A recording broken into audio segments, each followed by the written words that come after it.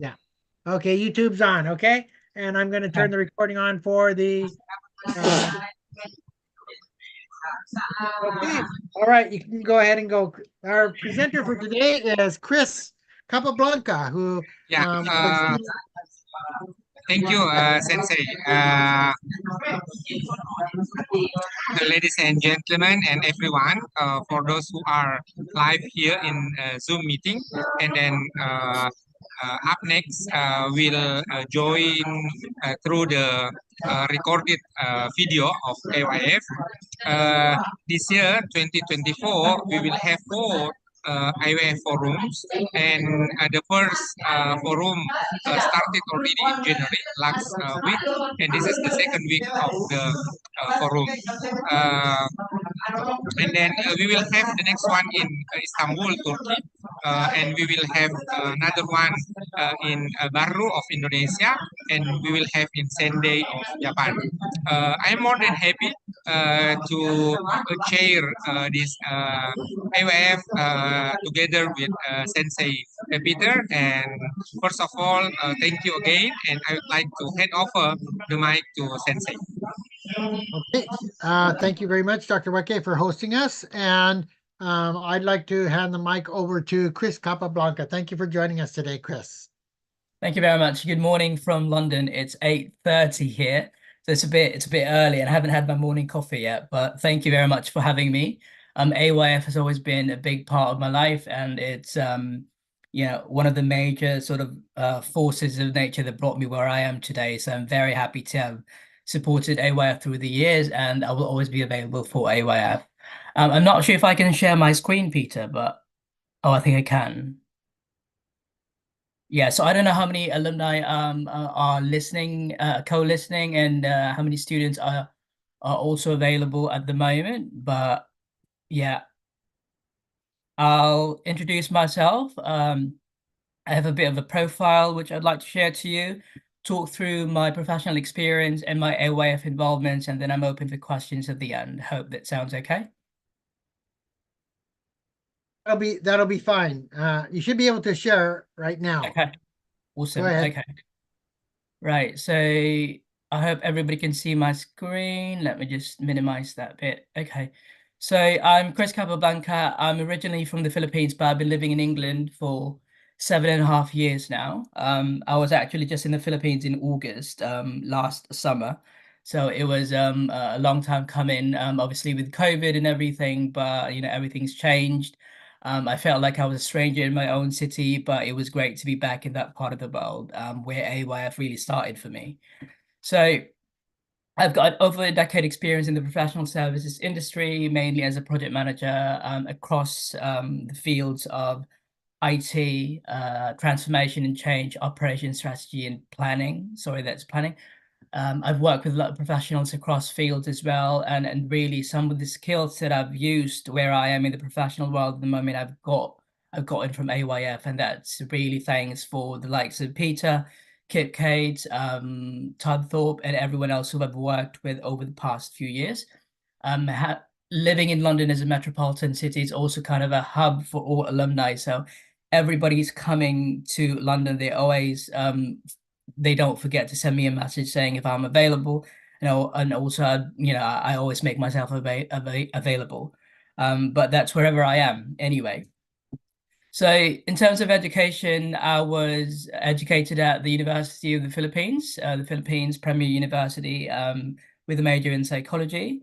Over my time at the university, I've been very active in my extracurricular and academic activities as a member of the Union of Progressive Students, which is a socio-political organization.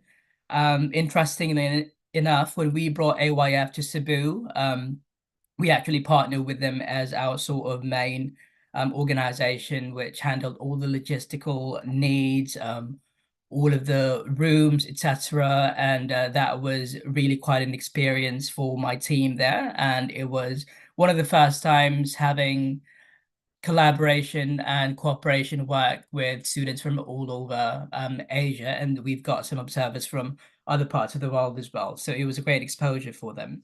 I've been batch president, officer of the Psychology Majors Club. I was an associate of the Student Council. So, had to juggle my time being a student, and also vice president of UB Choir. Like all they say, Filipinos can't live without singing. I do sing a bit, but not good. But anyway, that's just the kind of people we are to you. Bear in mind, towards the end of my education, I was already starting to work, kind of support myself, get through myself through university. So I think my early exposure to the professional world started then, and that was about the same time when I've heard of AYF from a local student board, and I got myself interested, and I asked myself, what is AYF? And so I sent an application, and a couple weeks later, I got the announcement that I got in. I didn't know what to expect, but then I just knew in myself that it was going to be a 1 week full of awesome experiences, and it would be an eye opener for me. And true enough, it was such an amazing experience. I got to meet for the first time students from all over Asia, and it was a very humbling experience for me. At the moment, as a professional, being part of the system here in England, in London, where you get to meet people from all different backgrounds. I'm the only Asian in the team, or the only Filipino in the team. But it's not to say that we can't shine there out in the world, but wherever you may be from and whatever your background is, one thing's for sure, that you can shine, and you can give them your brilliance. So Needle and Thread is a British women's wear brand. It's a designer brand. The likes of Kate Middleton and people in Hollywood wear our dresses.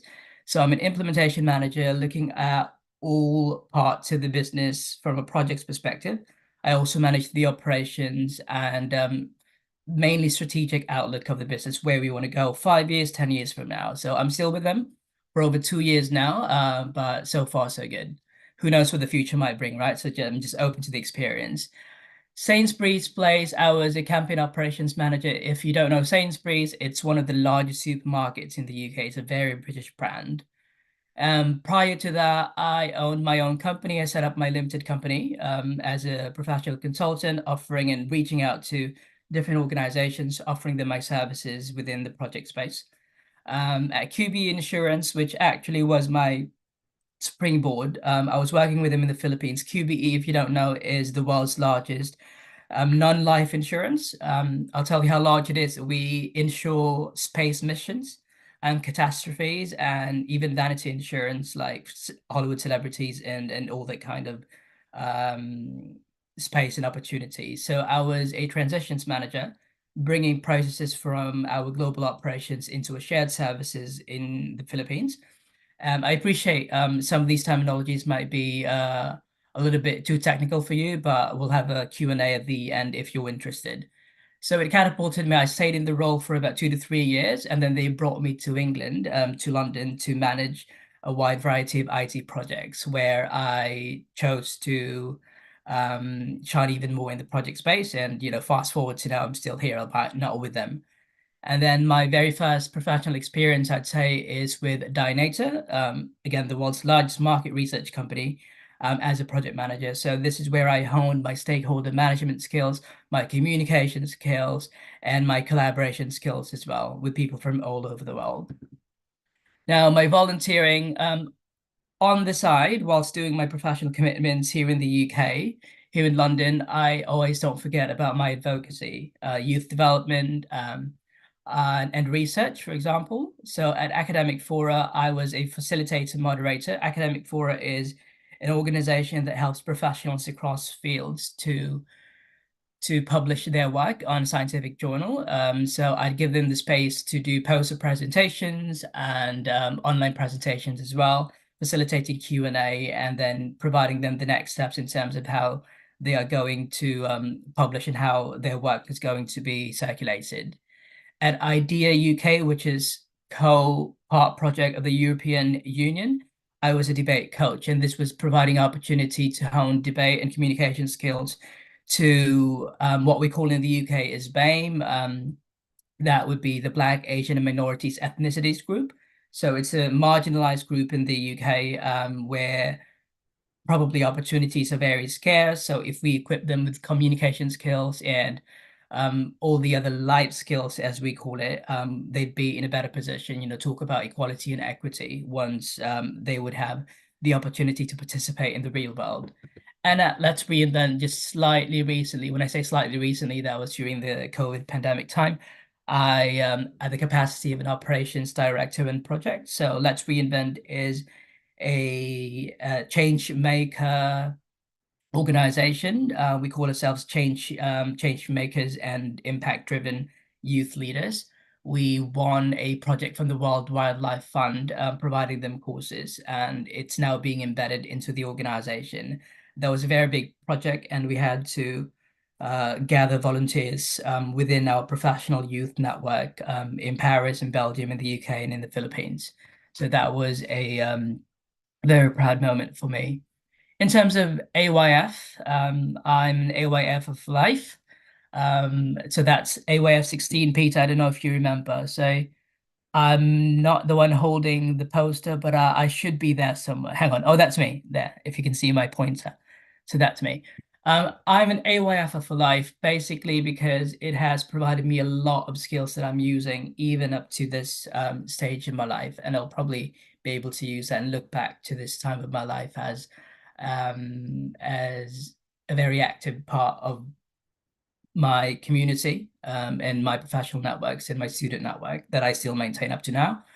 So networking is the main thing for me, valuable skills that you can use to have the competitive advantage in the rest of the world. Your worldview. When I joined AYF the very first time in Manila, as you can see here, 1, 2, 3, 4, 5, 6, 7 AYFs. You must like AYF to join this much. But yeah, I kind of, you know, I told Peter in the past I will always be kind of attached to AYF, and that's not a lie. It's I speak that from my heart, and I've always been very enthusiastic about helping young people. The advocacy and I think really Ikigai, you know, it's part of my purpose now. At AYF 7 Manila, I met people from, well, co-students at that time from Korea, Japan, Bangladesh, you know, for the very first time in a room. And, you know, we're able to do, make some discussions and talk about issues that affect the youth the most. And I've never had that experience ever in my life, at least before joining AYF.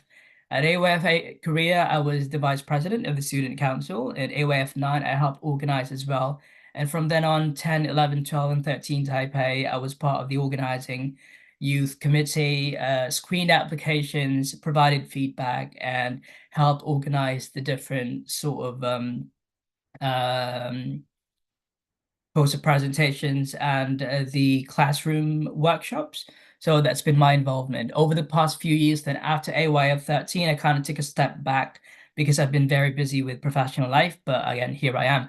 And if in the future I'll have the opportunity, then I'd be very much willing to extend my assistance and support to the rest of you guys. So feel free to contact and reach out to me. My details would be down there below, email and LinkedIn profile if you like. And obviously, if you don't want to sort of directly contact me, I'd give you the permission to reach out via Peter, and then Peter obviously have a direct contact with me. So that's all. Thank you very much for listening. And if you have any questions, I'll stop my screen share and open to them.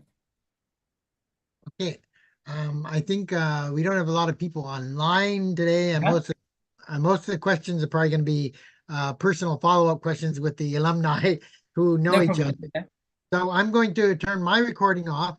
Dr. Weke, if you could turn if you could turn your recording off too. Stop recording here. Dr. Weke, if you could stop the recording on the YouTube, then we can have a casual discussion. Dr. Weke? Dr. Weke? Hello, Dr. Weke? I think Dr. it's just, Weke. the screen's just frozen. Let me just see if I can get him on the maybe I can get him on the message captions message. He's not. Okay. Well, anyway, with that, I'd like to thank you for your presentation. Marina, did you get a chance to say hello, or is she off now? Looks like she might be, or she's still there. Yeah, I saw you for a brief Thank moment, you. Marina. It's great to see you, Yeah, Marina and at least Frizz are here. online. Very nice to hear you and see you too. Yeah. So let me see if I can get Dr. Weke to shut down the recording. Dr. Weke? Dr. Weke? Dr. Weke? Let's see if I can hide. Well, there is some movement there on his screen, I mean. Okay, now he's moving. Is he moving, Dr. Weke? Dr. Weke? Dr. Weke? Hello? Dr. Weke? Oops, I got a recording there. Well, there is some movement there. Okay. Yeah. Dr. Weke, Thank you, Sensei. Dr. Weke, could you turn down the